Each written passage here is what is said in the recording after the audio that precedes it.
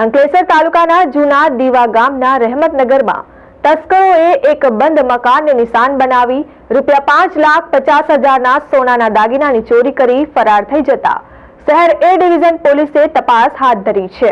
અંકલેશ્વરના જૂના દીવા ગામ ખાતે રહેતા રઝિયાબાનુ સાજી છેલ્લા 1 મહિનાથી અન્યત્ર રહેતા હતા।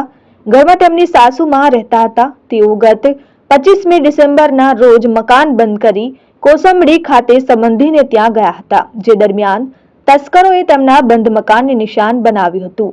ઘરના દરવાજાનું તાળું તોડી ઘરમાં પ્રવેશ્યા હતા અને ઘરમાં સામાન વેરવિખેર કરી તિજોરી તોડી તેમાંથી સોનાના દાગીનાની ચોરી કરી ફરાર થઈ ગયા હતા।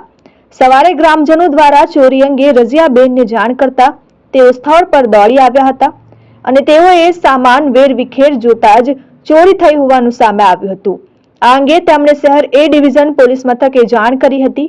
ઘરમાં સાસુમાં અને તેમની નણંદના સોનાના દાગીના 10 તોલા ઉપરાંતના હતા, જેની ચોરી થઈ હતી।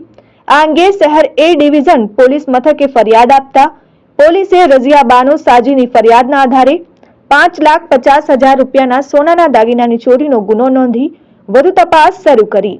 તસ્કરોનું પગેરું મેળવવા FSL dog squad, fingerprint expert અને ટેકનિકલ સર્વેલન્સની મદદ લીધી હતી। ને અમે થોડાક ટાઈમ એકાદ મહિના જેવાથી ઘરે ના હતા। મારી સાસુ કોસંબડી ગયેલા હતા અને હું મારા ઘેરે ગઈ હતી।